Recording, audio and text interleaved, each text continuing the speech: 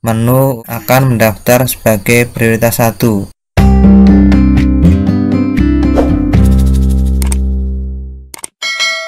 Bismillahirrahmanirrahim. Assalamualaikum warahmatullahi wabarakatuh. Halo teman-teman semuanya. Kali ini kita akan bahas persoalan-persoalan yang timbul pada SSCSN ini yang sudah berjalan pendaftarannya selama 1 minggu. Kira-kira pokok persoalannya ada di mana dan solusinya seperti apa nanti akan kita gambarkan.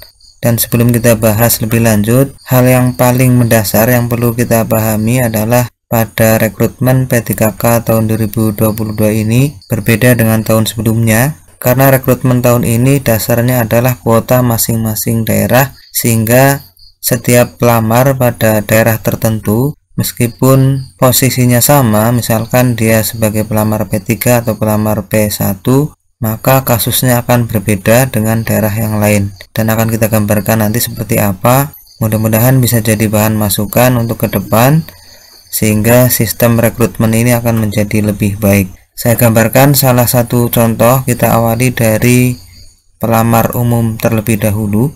Pelamar umum yang dari Dapodik ini akan muncul formasi untuk pelamar umum tidak tersedia di instansi ini. Barangkali di tempat lain juga berbeda ya, bisa melanjutkan pendaftaran, dan ini disebabkan karena pelamar umum yang terdata di Dapodik itu akan langsung terdeteksi pada instansi tertentu sesuai dengan Dapodiknya, sehingga jika tidak ada kuota maka pelamar umum ini tidak bisa melanjutkan pendaftaran.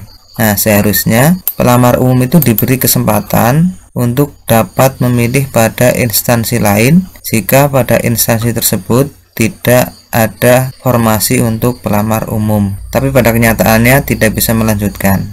Kemudian kasus pada pelamar umum berikutnya yang berasal dari lulusan PPG, data tidak ditemukan pada data Kemendikbudristek.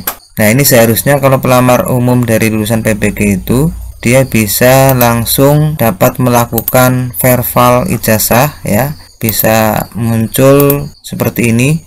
Pelamar umum yang tidak terdapat di Dapodik karena dia sebagai lulusan PPG, maka seharusnya akan mendapatkan notifikasi seperti ini ya, aplikasi verval Dapodik, menu untuk melanjutkan verval ijazah, tapi kenyataannya tidak ada. Berikutnya untuk pelamar prioritas 3, ini menurut saya paling tidak masuk akal, karena prioritas 3 ini sebenarnya peserta ini sudah mengikuti tes tahap 1 dan tahap 2 namun belum lulus passing grade, sementara sampai pada tahun 2022 ini ada sisa formasi di sekolahnya. Tapi ternyata pada saat mendaftar kali ini formasi tidak dibuka dan notifikasinya mohon maaf instansi sudah tidak tersedia. Seharusnya untuk pelamar P3 ini sisa formasi tahun lalu dialokasikan pada peserta tersebut. Ini terjadi di beberapa tempat ya yang hampir sama seperti ini. Pelamar prioritas 3 tidak bisa melanjutkan pendaftaran karena formasi tidak tersedia. Padahal pada tahun lalu sekolahnya itu membuka formasi dan dia sebagai peserta tahap 1 dan tahap 2 belum lulus dan masih tersedia formasi di sekolah tersebut. Artinya formasi yang dulu didaftari itu belum diisi oleh orang lain, sehingga ada sisa formasi yang seharusnya tetap dibuka pada tahun ini, dan kenyataannya formasi tersebut malah tidak muncul pada lowongan yang dibuka oleh instansi tersebut. Ini untuk prioritas 3. Kemudian untuk prioritas 1 yang tidak mendapatkan penempatan, itu banyak kasus yang tidak bisa turun status ya menjadi pelamar umum. Seharusnya berdasarkan juknis itu semua pelamar yang tidak dapat kuota itu bisa turun status. Nah, kemudian persoalan-persoalan ini ya menurut saya itu akibat dari sistemnya itu tidak secara langsung memisahkan semua pelamar. Kalau menurut saya itu seharusnya pelamaran itu dari awal memilih formasi ya, peserta harus sudah dipilah secara tersendiri. Misalkan di sini ketika akan mendaftar sebagai P3K guru ya, kemudian ada menu lagi akan mendaftar sebagai prioritas 1. Setelah masuk menu prioritas 1 tersebut, pelamar P1 harus menginput atau memasukkan nomor peserta tes tahun lalu sebagai bukti bahwa dia masuk prioritas 1. Nanti akan muncul Anda masuk prioritas 1. Kemudian untuk prioritas 2 dan 3 juga sama, harus ada menu di sini. Anda akan mendaftar sebagai prioritas 2 dan prioritas 3, misalkan seperti itu. Kalau prioritas 2 itu dibuktikan dengan nomor data tenaga honorer ya, nomor tes tenaga honorer. Kemudian untuk prioritas 3 bisa memasukkan NUPTK ataupun bisa memasukkan yang berkaitan dengan Dapodik, sehingga nanti akan terpisahkan antara prioritas 1, prioritas 2 dan prioritas 3. Kemudian ada menu juga. Setelah menu ini ya, memilih PPK guru, menu untuk memilih Anda akan mendaftar sebagai pelamar umum. Nah, jika pelamar umum tersebut dari lulusan PPG, langsung akan diarahkan sebagai lulusan PPG, dipilih kemudian, atau dari data Dapodik bisa memilih. Dengan demikian nanti sistem akan membaca masing-masing pelamar sehingga tidak campur aduk seperti ini ya. Jadi sistemnya itu sudah memilah antara masing-masing kategori pelamar ini, dan ketika masuk pada pemilihan jenis formasi kayak misalkan di sini sudah masuk pada prioritas 3, otomatis data sudah valid ya. Pada prioritas 3 ternyata tidak ada kuota misalkan untuk daerah tersebut, nanti bisa diarahkan untuk menjadi pelamar umum. Ada menu di bawahnya, tidak seperti saat ini ya. Jadi ada pelamar umum yang tidak bisa melanjutkan karena di tempatnya tidak ada formasi yang dibuka.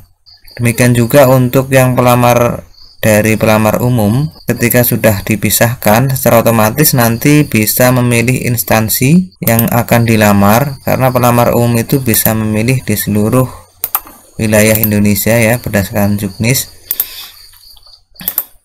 Tapi pada kenyataannya yang terjadi, pelamar umum dari Dapodik yang terdata di Dapodik itu sudah berdasarkan instansinya ya, sudah muncul instansinya. Kalau misalkan dia di salah satu kabupaten, maka akan muncul pemerintah kabupaten berdasarkan data Dapodik, sehingga kelemahannya jika instansi pada daerah tersebut yang sesuai dengan Dapodik tidak membuka untuk umum, maka dia akan berhenti, tidak bisa memilih formasi di kabupaten lain. Nah, menurut saya seperti itu. Jadi ketika sudah masuk pada pendaftaran ini, Anda akan mendaftar sebagai apa, harus sudah dipilihkan antara prioritas 1, prioritas 2, prioritas 3 serta pelamar umum, sehingga tidak membingungkan bagi semua peserta yang saat ini sedang melakukan pendaftaran sampai dengan tanggal 13